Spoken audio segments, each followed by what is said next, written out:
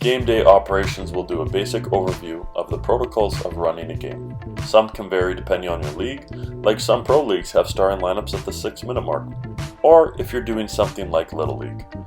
This is what FIBA has listed and is to help you prepare when you are a crew chief, leading your officiating and table crew to run a FIBA game.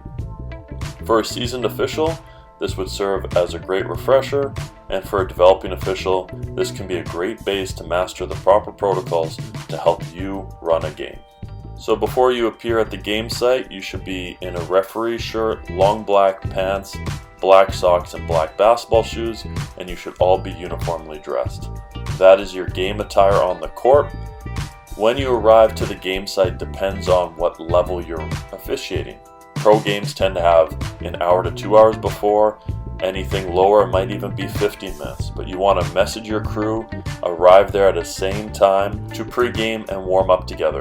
A general pregame overview can be talking about the players, the coaches, the teams, their standings, how they play, the style of play, ways to be in position, general communication, rules we might want to be aware of. The referee's power and connection in the game starts 20 minutes before the start of the game, which is when you need to be on the floor as a crew to monitor the team warm-ups, and then there's crew chief responsibilities, and we're going to go over a couple of those. One of those duties is making sure we have a game ball ready to go. Typically a home team can provide 2, but for some leagues that we don't have that set up, you can simply go to the home team and ask the point guard to pick out a basketball and test it out, and then give the away team's point guard the basketball to see if they both like it. This is a small way to build that interaction with the point guards that typically lead their teams. Now, if you're not warming up as a referee on the sideline, this is typically how we would position all 3 officials. Your umpires would be monitoring the team's warm-ups while the crew chief is handling the overview and setup. If you're a 2-person, then you just remove the CC in this picture, and that's where the 2 officials would stand so they can watch the teams warm up. Now we're looking at the game setup with the team benches and the warm-up. If you're at the scores table facing the court, the home team should be set up on the left-hand side, and they will warm up in front of their bench. But if both teams agree, they can switch where their team bench area is, so the home team can be on the right side of the scores table. For the first half only, they can exchange their team warm-up area. If we look at what they can have on their team bench area, they can have no more than 12 team members entitled to play, including the captain. So the 5 on the court plus the 7 on the bench is 12 team members entitled to play. Then they have their head coach, and then they have a max of 8 delegation members, which can be assistant coaches, athletic trainers, medical staff. It can also include your practice players. After you're done looking at the team bench area, you want to look at the players warming up and see if their uniform and gear match the criteria laid out in FIBA. Without going too in depth in the uniforms and the requirements of equipment, we're just going to do an overview. All your gear other than a jersey and shorts should be the same color, and it should be across the whole team. It could be black, it could be white, it could be yellow in this case, but your headband, your leg sleeve should all be the same color, and if you have a teammate, they should have the same color. Additionally, the shirt should end before the elbow, so no long sleeves. And one rule players know but always need reminders of: jerseys should be tucked in. Continuing on the basic overview, we're going to look at common or most likely scenarios in the equipment category. In this paragraph, we're looking at casting and jewelry. Any material worn by the players cannot be hard, even if it's covered with soft padding. If you recognize this in warm-up, just call the player over and make sure that it's not a hard substance, that it's either just tape or a soft material. The exception in the other paragraph would be knee braces and hard plastics to cover a nose. Jewelry is not permitted, as Des Rodman here shows: a necklace, some nose piercings, ear piercings. Some people will have wristbands on. Those are not permitted in basketball play and they must be removed. Some athletes will tape to hide these piercings. Just be aware when people have tape on their nose or their ears, it's most likely to hide jewelry. This is a safety issue, especially if it gets yanked or bleeding. You do not want that scenario if it happens. Any gear that you wear under your jersey and shorts has to be compression material. As you can see in this picture, you can see it's skin tight, meaning it's tight to the skin.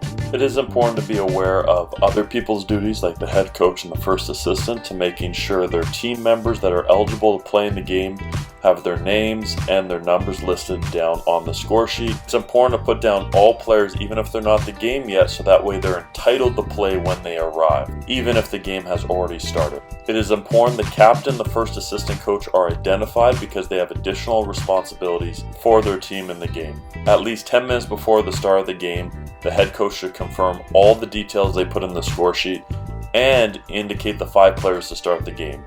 Team A, which is the home team, will be the first to provide that information. That is why at the 10-minute mark before the start of the game, the crew chief will go over to make sure that all this data is inputted in the score sheet and then relay the information of team captains over to his partners when he returns. Additionally, he'll work with the table crew, make sure everything's ready to go, and identify who the scorekeeper is so that way the referees know who to report to and make eye contact with. If you officiate a pro league and have a replay system, at the latest this would be the time to check that equipment to make sure it's functioning. A filled out score sheet will have the coaches putting an X in the player inbox, and then the scorer at the officials table will circle the X to confirm that that player started the game. Different leagues and rule sets have pre-game meetings with the captains. FIBA tried it at the 2024 Olympics and they had success. There is no document showcasing it yet, but there's talk about it being pushed down to everyone that's running FIBA rules. So here's an example of one of the leagues and what they're doing. They have it at the 7-minute mark that the U1 and U2 will bring the captains together in the center jump circle, and the crew chief will go through a list of points. And here's the example of points, introducing them, make sure they're ready to play at the buzzer for game flow, jerseys tucked, be ready to play after timeouts, respect the game, communicate properly, and good luck. So when there's 3 minutes and 1:30 remaining before the start of the first quarter and before the start of the third quarter, the timer should have a horn and the whistle should come from the crew chief to let the players and teams know that we're at the 3-minute mark and the 1:30. And usually at the 1:30 it lets them know, hey, we should be going to our benches, finishing up our warm-up. When it's each overtime, we have that whistle when there's 30 seconds remaining. At the 3-minute mark, typically officials will go across to shake hands and greet both teams, starting with the away bench. That's not a mechanic in the rule book, it's just typically what referees of some leagues do to create that relationship and introduction so they know who they're talking to before the game. For jump ball setup in 2-person, your crew chief is the one that will be tossing the ball. They will be facing the scorekeeper's desk. The umpire will have their back to the scorekeeper's desk, facing the person throwing the jump ball. For 3-person, exact same setup as you have 2-person. You have the crew chief facing the scorekeeper's desk throwing the jump ball. You have the first umpire, so U1. They are ready to chop in time when the clock is to start. And then you have your U2 who's across from the scorekeeper's desk. The referees will make sure players are ready to go before we start the jump ball procedure, meaning each jumper will stand with both feet inside half of the center circle. Some gyms will have just their team logo in the middle, so just make sure that you have 1 foot closer to the center line as the jumpers. Teammates cannot occupy adjacent positions, meaning standing side by side, if an opponent wants to occupy one of those positions. So teammates can only be side by side if an opponent doesn't care to be in that spot. Then the referee that's throwing the toss, the jump ball, has to throw it higher than the 2 opponents can reach by jumping. So that way they can't just steal the tap. It has to be higher than them, so they have to time it and then jump to tap the ball. Before we throw the opening toss, the crew chief will check with the umpire, the one closest to the scorekeeper's desk, to make sure all the table officials are ready to start the game and to make sure that the starters and the players that are supposed to be on the court are on the court. In this scenario, we have a discrepancy from the players on the court versus the ones the coach put in as starters. If the error is discovered before the start of the game, we will just correct it. We'll sub in who's supposed to start. If it's discovered after the start of the game, the error will be disregarded. This is another common scenario that occurs. Either you have 2 players with the wrong jersey numbers written down for them, or a player that's not on the score sheet. The key is when it's discovered. If it's discovered before the game, numbers will be corrected, the name of the player will be added, no penalty for the team. If this is discovered after the start of the game, you can still correct the wrong numbers on the score sheet without penalty, but you cannot add the player to the score sheet. Just like we said earlier in this video, because they're not on the score sheet, they are no longer able to play. So as a coach, they should put all players down, regardless if they're at the game or not. In case they arrive late, it allows them to be eligible to play. In two-person, for movement off the jump ball, the crew chief, who's circled in blue, will move to the trail position, meaning the trailing the play, in the direction of play. So if white attains team control and goes to the right, they will trail the play to the right. That's why these circles are shown, because those are the two spots the crew chief will go to trail the play depending on the direction of play. The umpire will be the lead official, the one circled in red. They will always go to the lead, so leading the play, and get to the end line to accept the play. So if white wins the tip and is going to the right, the person circled in red will go to the right end line. Unlike the NBA, we only have one jump ball, which is the starting toss. Then the rest are alternating possessions. So anytime you have a held ball, it will alternate between teams. So white team will get it, the next held ball will be black, next held ball will be white. This is just to showcase how the three officials transition after the opening tip. The umpire closest to the scorekeeper's desk will be lead. The referee that tossed the ball will be trail. Unlike two-person, the trail will now be the same side as lead, as you can see here. And then the opposite umpire that is going in the other direction will run and become the center official. During the intervals of play between the first and second quarter and the third and fourth quarter, and before each overtime, the timer will put 2 minutes up on the clock to run down, just like this clip shows. After the second quarter ends, the teams go to their benches, the timer puts up 15 minutes on the game clock, the referees can now go huddle and have a halftime meeting. They just have to be back at the 3-minute mark, similar to the start of the game. This is just a reminder that if a foul is committed in the interval of play, it will carry over to the next quarter or overtime. For example, if we have a foul during the halftime interval of play, it will be considered that that foul occurred during the third quarter. If we have a tie game at the end of regulation, which means at the end of the fourth quarter, then we go into overtime, and every overtime period is 5 minutes until we determine a winner of the game. At the start of every overtime is an AP, so alternating possession, not a jump ball. Here's a quick summary of how to set up an overtime or overtimes. We put 5 minutes on the clock. Teams still attack the same basket, so they go in the same direction of play that they ended in the fourth quarter. Timeouts do not carry over, so if they had 2 timeouts left in the fourth quarter, it does not carry over to overtime. Each team only gets 1 timeout.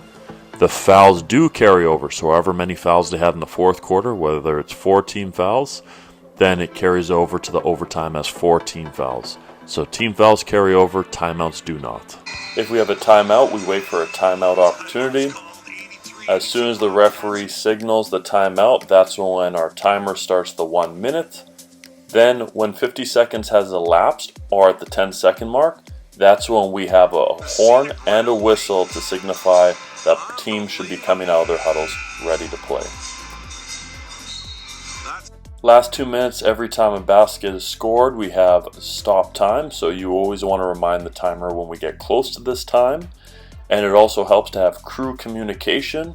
Typically a crew would show 2 fingers up to show that we're at the 2-minute mark, so that we are aware that the clock should be stopped after made baskets and other things that occur in the last 2 minutes, like timeout situations and illegal boundary crossing. Not only do we have a stop clock period on made baskets in the last 2 minutes of the game of fourth quarters and preceding overtimes, but other additional protocols is our illegal boundary line signal on all throw-ins.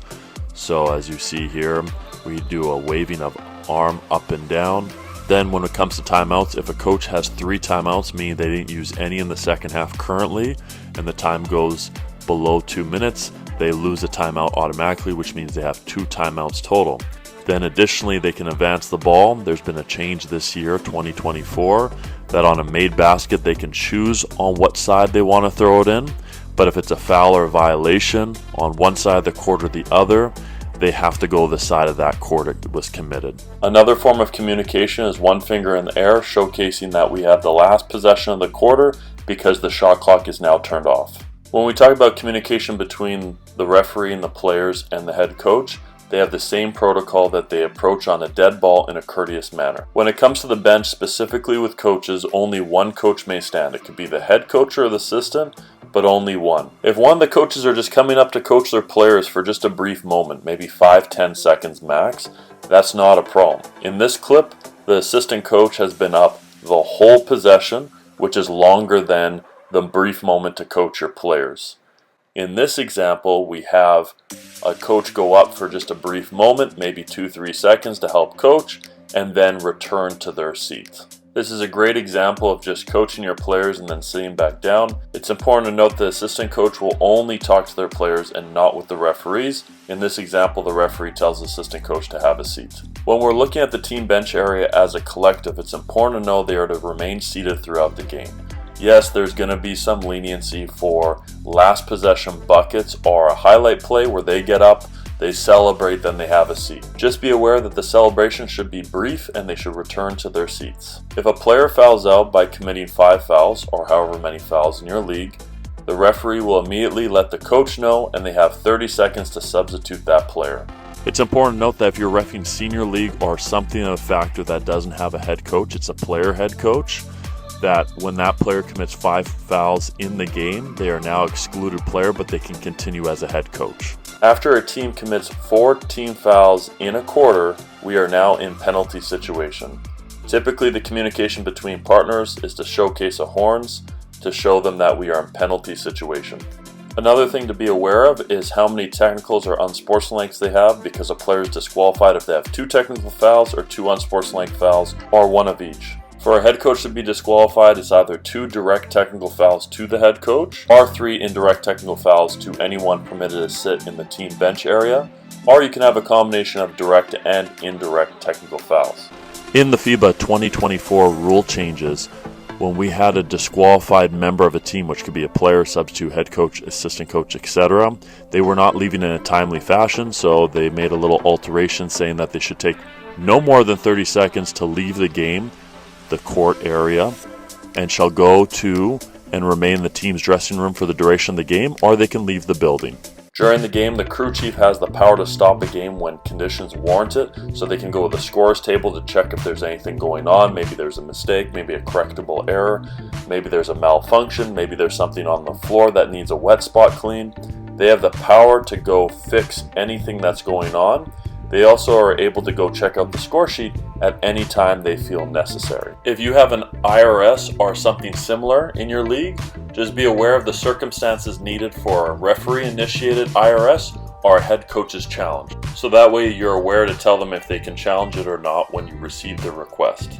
As a crew, each referee has the power to make decisions within the limits of their duties and has no authority to disregard or question decisions made by other referees. There will be cases where a crew chief will have to come in and make a necessary decision for a disagreement between referees, and they can consult umpires, commissioners, and other table officials to help make that decision. There is more for the referees to do in their duties and powers. We expanded in that category in this video. We are currently building our library to have more videos to cover everything that was encompassed in this video of the different categories. This is just a general overview, but this talks about how we determine and apply consistency of calls. In addition to Article 47, the referees have the power to make decisions on any point not specifically covered by these rules and the interpretations. Not everything's going to be covered or talked about, and the referee has to make a judgment call in the game to keep the spirit of the game intact. After the game ends and before the officials sign the score sheet, on the reverse of the score sheet, they may input any information about a forfeit, disqualifying foul, or any unsportsmanlike behavior that occurred prior to 20 minutes before the start of the game, or between the end of the game and the signing of the score sheet. At the end of the game, the referee looks at the score sheet, approves it, and then signs it. That terminates the referee's administration and connection with the game. If you can incorporate or master some of these details in the video, it'll make you a stronger teammate when you're working in your crew and it can help you run the game a little bit more smoothly, incorporating these game management details.